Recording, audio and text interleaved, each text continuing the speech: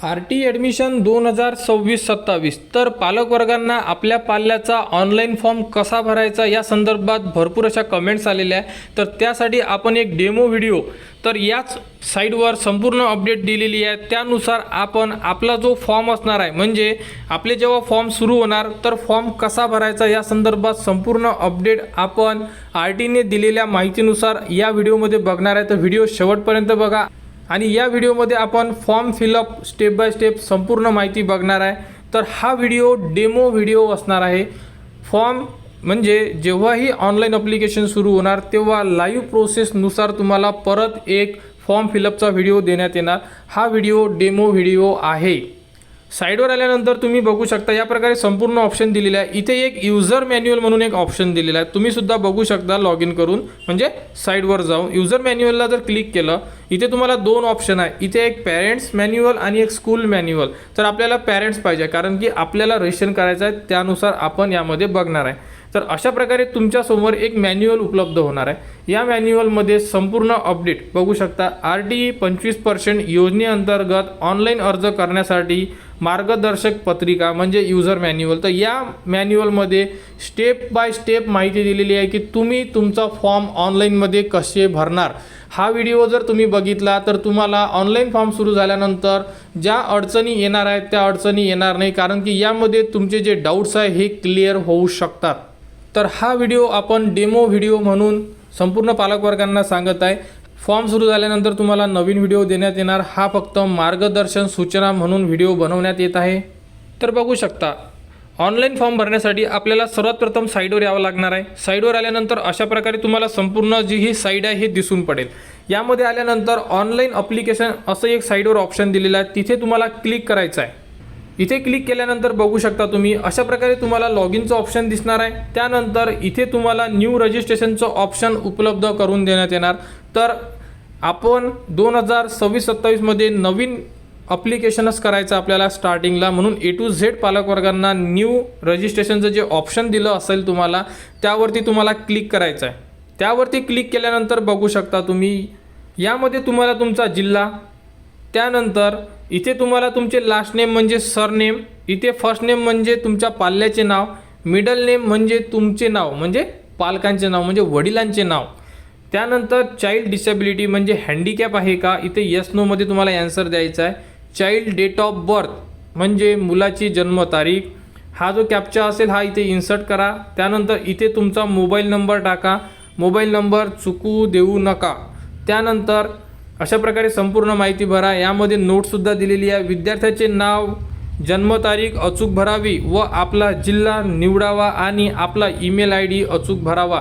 म्हणजे यामध्ये दिलेली संपूर्ण जी माहिती असेल ती व्यवस्थितरित्या तुम्हाला फिलअप करावी लागेल, कारण की हा जो फॉर्म आहे तुमचा रजिस्ट्रेशन फॉर्म आहे। समजा एखाद्या पालकवर्गाकडून जर चूक झाली आणि इथे जर मोबाईल नंबर चुकीचा टाकला तर तुम्हाला जो OTP येणार, तुम्हाला जो ID पासवर्ड येणार तो ID पासवर्ड तुम्हाला येणार नाही, कारण की मोबाईल नंबरवरच संपूर्ण अपडेट तुम्हाला येणार। त्यामुळे मोबाईल नंबर चुकू द्यायचा नाही।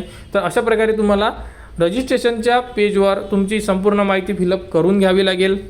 बघू शकता डेमोमध्ये आपण अशा प्रकारे जिल्हा सिलेक्ट केला आहे, नाव टाकलेलं आहे, इथे हँडिकॅप नो केलेलं आहे, इथे जन्मतारीख टाकलेली आहे, इथे मोबाईल नंबर टाकलेला आहे, इथे कॅप्चा टाकलेला आहे। अशा प्रकारे तुम्हाला माहिती टाकावी लागेल। जन्मतारीख टाकल्यानंतर इथे तुम्हाला रजिस्टरचं ऑप्शन दिलेलं आहे, तर इथे तुम्हाला रजिस्टरला क्लिक करावं लागेल। रजिस्टरला क्लिक केल्यानंतर बघू शकता तुमच्या मोबाईल नंबरवर म्हणजे SMS येणार, जो तुम्ही मोबाईल नंबर टाकलेला आहे त्या मोबाईल नंबरवर तुम्हाला SMS येणार। इथे तुम्हाला तुमचे यूजर नेम आहे आणि इथे तुम्हाला तुमचे पासवर्डसुद्धा दिलेला असेल।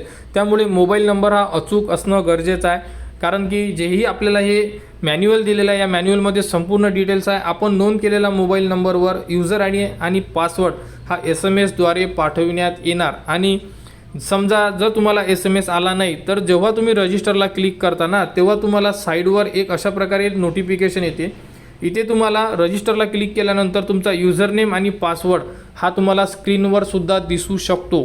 तर स्क्रीनवर तुम्हाला तुमचा ID आणि पासवर्ड दिलेला आहे, तो ID आणि पासवर्ड तुम्ही फोटोसुद्धा काढून ठेवू शकता। अशा प्रकारे तुमचं रजिस्ट्रेशन पहिलं पेज कंप्लीट होणार।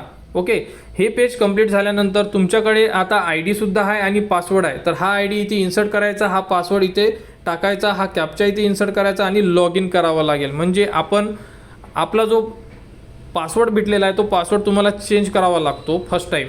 बघू शकता आय डी टाकल्यानंतर लॉग इन केल्यानंतर तुमचा आय डी आहे, इथे तुम्हाला ओल्ड पासवर्ड कोणता जो तुम्हाला SMS द्वारे मिळालेला आहे तो पासवर्ड टाकायचा आहे. इथे तुमचा नवीन पासवर्ड सेट करायचा. तुम्ही कोणताही पासवर्ड सेट करू शकता, परंतु तो पासवर्ड तुमच्या लक्षात असणं गरजेचं आहे. त्यामुळे जो पासवर्ड तुम्ही टाकणार तो नोट करून ठेवा. इथे सुद्धा तो पासवर्ड टाका म्हणजे न्यू पासवर्ड, आणि इथे रिटाईप म्हणजे परत टाका आणि सबमिट करा. सबमिट केल्यानंतर तुमचा हा आय डी आणि तुम्ही जो पासवर्ड सेट केलेला आहे हा पासवर्ड म्हणजे नवीनवाला आता, तर या आय डी आणि पासवर्डने तुम्हाला लॉग इन करून घ्यावं लागेल.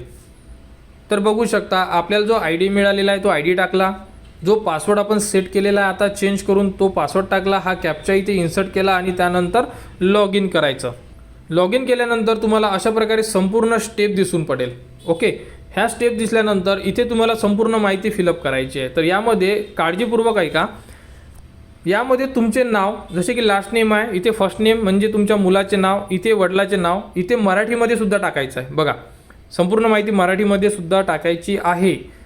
इथे तुमच्या मदरचे नाव संपूर्ण म्हणजे पूर्ण नाव, इथे तुमच्या वडिलाचे म्हणजे father name, last name, first name आणि संपूर्ण म्हणजे यामधली दिलेली संपूर्ण माहिती तुम्हाला तुमच्या माहितीनुसार फिलअप करून घ्यायची आहे. स्वतःचे नाव म्हणजे फादरचे नाव, आईचे नाव आणि मुलाचे नाव, A to Z माहिती यावरती व्यवस्थित असणं गरजेचं आहे.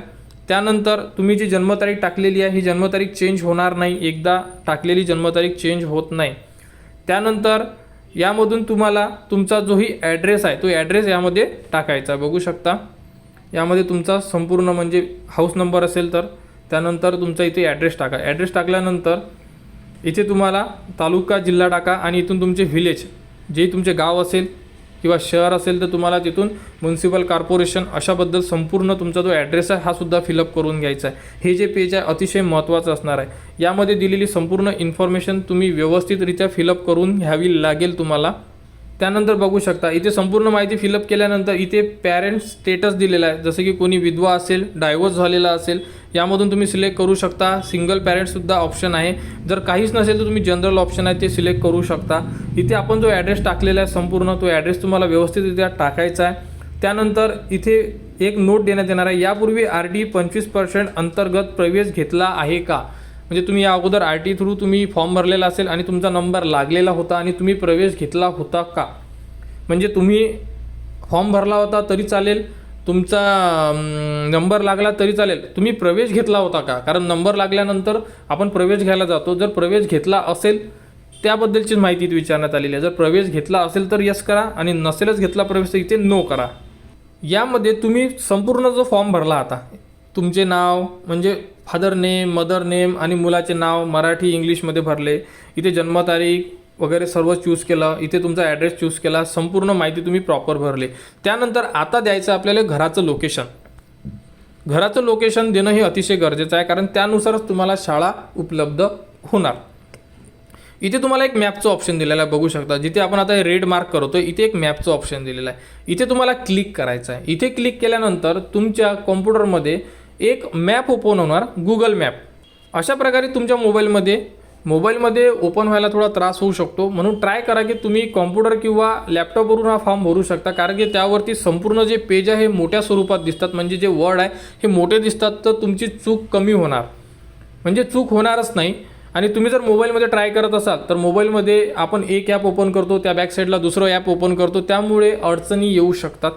ट्राय करा की तुम्ही कॉम्प्युटर किंवा लॅपटॉपवरून हा फॉर्म भरू शकता. त्यानंतर हे जे तुम्हाला मॅप दिसत आहे यामध्ये तुम्हाला जो रेड मार्क दिसणार आहे अशा प्रकारे हा रेड मार्क तुमच्या घरावर ठेवायचा आहे. आणि हा घरावर ठेवताना तुम्हाला व्यवस्थितरित्या चेक करायचं आहे की रोड कोणता, आपलं घर आपण व्यवस्थित देतो आहे का, आणि आपण जे लोकेशन देतो आहे आपल्या घराचं हे प्रॉपर आहे का, कारण की यामध्ये प्रॉपरच पाहिजे आहे. 1% जर थोडं मिस्टेक झाली, समजा तुमच्या घरावर ठेवता बाजूच्या घराच्या मधात ठेवलं तर तेवढं ॲडजस्ट होऊन जाते. परंतु जर तुम्ही डायरेक्टली तुमची जागा चेंज होत असेल, जसं की पहिल्या लाईनमधून तुम्ही तिसऱ्या लाईनमध्ये येत असाल, तर हा तुमचं जे लोकेशन आहे हे चुकीचं ग्राह्य धरण्यात येणार आहे. म्हणून यामध्ये अतिशय महत्त्वाचा पार्ट म्हणजे तुमचा जो लॅटिट्यूड आणि लॉंगिट्यूड कशावरून येतो ते येते तुमच्या घराचं लोकेशन. तर ते लोकेशन अतिशय महत्त्वाचा पार्ट असणार आहे. त्यामुळे लोकेशन देताना काळजीपूर्वक लोकेशन द्या. स्वतःचंच घर चेक करा, रोड वगैरे संपूर्ण माहिती चेक करा. आजूबाजूला काही लँडमार्क असेल, जर तुम्हाला झूम करून दिसत असेल तर त्या प्रकारे तुम्ही हा जो रेड मार्क आहे हा रेड मार्क तिथे तुमच्या घरावर ठेवावं लागेल. तो ठेवल्यानंतर डायरेक्टली तुम्हाला इथे लॉंगिट्यूड आणि लॅटिट्यूड येऊन जाणार आणि त्यानंतर इथून तुम्हाला सेव्ह अँड अपडेट करावं लागेल. सेव्ह अँड अपडेट केलं की तुमच्या फॉर्ममध्ये बघा इथे लॅटिट्यूड आणि लॉंगिट्यूड ॲटोमॅटिक येऊन जाणार आणि हे झालं तुमच्या घराचा ॲड्रेस म्हणू शकतो आपण गुगल मॅपवरून. ओके, एवढं तुम्हाला अतिशय महत्त्वाचा पार्ट आहे हा, यामध्ये चूक व्हायलाच नको. हे तुम्ही सर्व दिल्यानंतर आणि वरची जी माहिती आपण व्यवस्थित भरल्यानंतर आता करावं लागेल आपल्याला इथून सेव्ह केल्यानंतर आपलं जे पहिलं पेज आहे, अतिशय इम्पॉर्टंट जे पेज आहे आपलं, ते सेव्ह होऊन जाणार. आपण या व्हिडिओमध्ये संपूर्ण माहिती डिटेल्समध्ये का घेतो आहे, फॉर्म सुरू झाल्यानंतर जर तुम्हाला संपूर्ण माहिती डिटेल्स नाही भेटली, काही माहिती आपल्याकडून सांगण्यात जर आपण विसरलो, तर तुम्हाला हा व्हिडिओमार्फत जे तुम्ही आता व्हिडिओ बघत आहे यामार्फत तुम्हाला संपूर्ण तुमचे जे डाऊट्स आहे हे क्लिअर झाले पाहिजे. पहिलं पेज सेव्ह झालेलं आहे आपलं. आता आलो आपण सेकंड नंबर अप्लिकेशनचं ऑप्शन आहे. पहिलं आपण आहे चाइल्ड इन्फॉर्मेशन, ती भरलेली आहे. बघा आता इथे तुम्हाला तुमचा स्टँडर्ड चूज करायचा आहे, इयत्ता पहिली वगैरे, किंवा यामध्ये जर ऑप्शन आले ज्युनियर KG सिनियर KG तर ते तुम्ही ऑप्शन चूज करू शकता. इथे तुमचा धर्म, कोणी हिंदू असेल, कोणी मुस्लिम असेल, कोणी बुद्धिस्ट असेल, यामधून तुम्हाला सिलेक्ट करायचं. इथे तुमची कॅटेगरी, कोणी SC असेल, कोणी ST असेल, कोणी ओपन, EWS, या प्रकारे जी तुमची कास्ट आहे ही कास्ट तुम्हाला सिलेक्ट करायची आहे. त्यानंतर विचारलेलं आहे इथे की दिव्यांग म्हणजे हँडिकॅपबद्दल विचारण्यात आलेलं आहे. याचे तुम्हाला येस नोमध्ये आन्सर द्यावी लागेल. त्यानंतर इथे तुम्हाला HIV अफेक्टेड, इथे तुम्हाला येस नोमध्ये आन्सर द्यावं लागेल. आधार कार्ड विचारण्यात आलेलं आहे. तुमचे जे आधार कार्ड आहे तुम्हाला इथे यस क्लिक करावं लागेल आणि इथे तुमचा आधार कार्डचा नंबर टाकावा लागेल. त्यानंतर फॅमिली ॲन्युअल इन्कम विचारण्यात येऊ शकते. ओपन कास्ट EWS कास्टला इथे तुम्हाला ॲन्युअल इन्कम टाकावं लागेल. पॅन कार्ड असेल तर पॅन कार्ड टाका, पॅरेंटची ईमेल ID टाका, असेल तर इथे मोबाईल नंबर, जर तुम्ही ऑलरेडी टाकलेला तो मोबाईल नंबर डायरेक्टली येऊन जाणार तुम्हाला. ऑलरेडी आपण जो मोबाईल नंबर रजिस्ट्रेशनला टाकलेला तो मोबाईल नंबर. अशा प्रकारे तुम्हाला हे अप्लिकेशनचं जे ऑप्शन आहे म्हणजे सेकंड नंबरची स्टेप आहे, अशा प्रकारे तुम्हाला फिलअप करायचे. त्यानंतर ॲड्रेस प्रूफ इथे यस क्लिक करा. बर्थ सर्टिफिकेट यस क्लिक करा. इन्कम सर्टिफिकेट यस क्लिक करा. इन्कम सर्टिफिकेट यस का बरं, कारण ओपन असेल तर यस क्लिक करा. आणि जर तुम्ही कास्टमध्ये असाल तर तुम्हाला इथे जे ऑप्शन आहे कास्टचं, इथे तुम्हाला यस नोचं ऑप्शन येणार. तर यामध्ये तुम्हाला संपूर्ण माहिती फिलअप करून घ्यायची आहे. फिलअप केल्यानंतर तुम्हाला खाली जे ऑप्शन दिलेलं आहे सेव्ह, इथून तुम्हाला सेव्ह करून घ्यायचं, म्हणजे सेकंड नंबरचं पेज आपलं सेव्ह होऊन जाणार. सेव्ह झाल्यानंतर बघू शकता आता आपल्याला 3 नंबरची टॅब कशासाठी आहे, तर इथून तुम्हाला करायचं आहे स्कूल सिलेक्ट. तर यामध्ये कोणकोणते ऑप्शन असेल बघू शकता तुम्ही. पहिलं ऑप्शन आहे 1 किलोमीटरच्या आतमध्ये. दुसरं ऑप्शन आहे 1 किलोमीटर ते 3 किलोमीटरपर्यंत. त्यानंतर आहे 3 किलोमीटरच्या वर.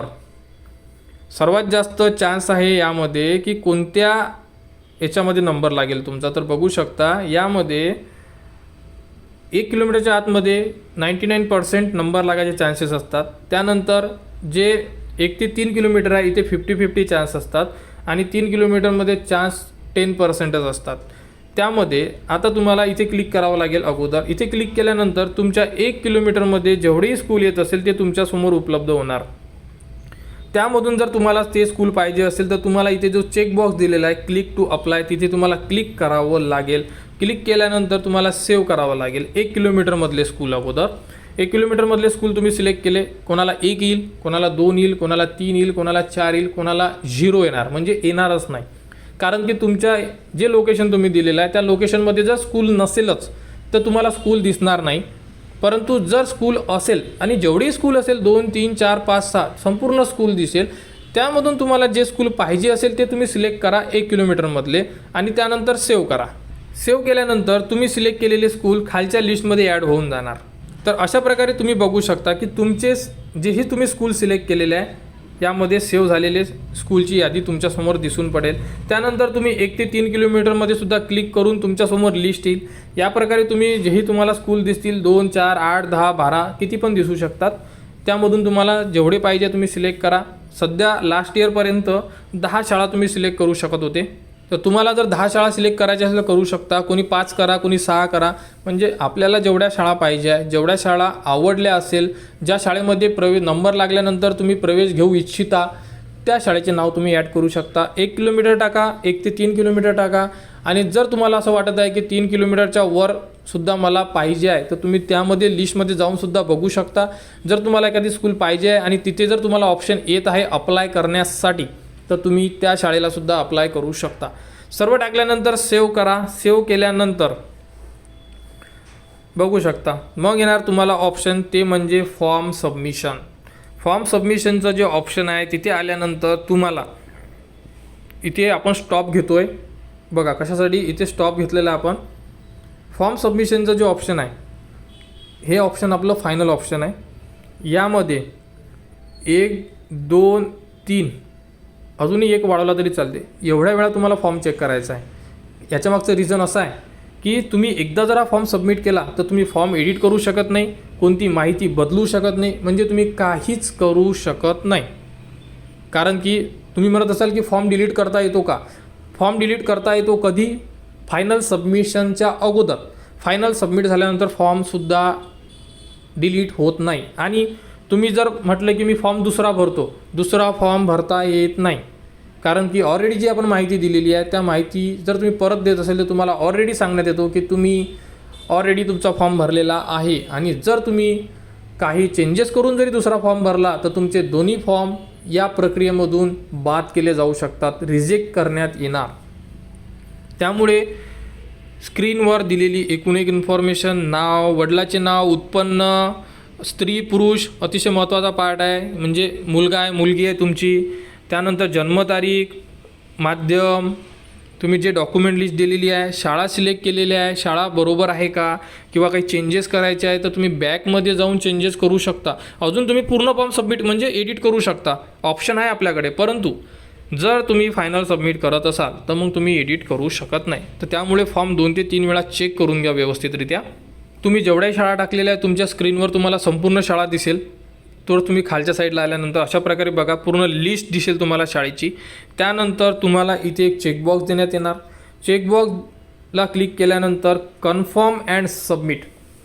कन्फर्म अँड सबमिटला क्लिक केल्यानंतर तुमचा जो फॉर्म आहे हा फायनली सबमिट होऊन जाणार. आणि एकदा फॉर्म फायनल सबमिट झाला की तो फॉर्म एडिट होत नाही. कारण तेव्हाच तुम्हाला विचारण्यात येते की तुमचा फॉर्म सबमिट करत आहात परंतु यामध्ये आम्ही परत चेंजेस करू देणार नाही. तर तिथे आपल्याला ओके म्हणायचं आणि फायनल सबमिट करायचा. फायनल सबमिट झाल्यानंतर तुमच्या फॉर्मची तुम्ही PDF जनरेट करू शकता. इथून PDF जनरेट केल्यानंतर तुमच्या कॉम्प्युटरमध्ये किंवा लॅपटॉपमध्ये एक PDF जनरेट होणार. जो फॉर्म तुम्ही भरलेला आहे त्या फॉर्मची संपूर्ण प्रिंट, जर तुम्ही सायबर कॅफेवरून भरत असाल तर सायबर कॅफेवाला तुम्हाला अशा प्रकारे तुमच्या फॉर्मची प्रिंट तुम्हाला देऊ शकते. आणि ही जी प्रिंट आहे तुम्हाला सांभाळून ठेवायची आहे कधीपर्यंत, जोपर्यंत लॉटरीचा रिझल्ट लागत नाही तोपर्यंत. तर अशा प्रकारे आपल्याला फॉर्म भरायचे आहे. आणि हा फॉर्म आहे आपण भरलेला डेमो. तर डेमो फॉर्म कसा भरायचा या संदर्भात आपण संपूर्ण माहिती या व्हिडिओमध्ये बघितलेली आहे. लाईव्ह प्रोसेस म्हणजे विद्यार्थ्यांचे फॉर्म भरण्याचा व्हिडिओसुद्धा तुम्हाला देण्यात येणार. कारण की त्यामध्ये संपूर्ण जी प्रोसेस असेल ही लाईव्ह असणार आहे. आणि हा जो व्हिडिओ होता हा RDEने दिलेली माहिती पुस्तिकावरून आपण बनवलेला आहे. कारण की यानुसार भरपूर जे पालकवर्ग आहे त्यांना फॉर्म भरायचे आहे, त्यांचे जे डाऊट्स आहे हे क्लिअर होऊन जाणार की आपल्याला फॉर्ममध्ये नेमकं करायचं काय आहे. कारण की या व्हिडिओमध्ये जसं आपण फॉर्म भरणार आहे तीच माहिती या व्हिडिओमध्ये आपण सांगितलेली आहे. तर या प्रकारे तुम्हाला फॉर्म भरावा लागेल. म्हणून यामध्ये दिलेली संपूर्ण जी अपडेट आहे एकदा चेक करून घ्या. कोणाला कुठे अडचण असेल तुम्ही कमेंट्स करू शकता. आणि ऑनलाईन फॉर्म सुरू झाल्यानंतर संपूर्ण A to Z अपडेट तुम्हाला आपल्या चॅनलवर देण्यात येणार. त्यासाठी आपल्या चॅनलच्या कनेक्टमध्ये राहा, चॅनलला सबस्क्राईब करा व हा व्हिडिओ इतरांपर्यंत शेअर करा.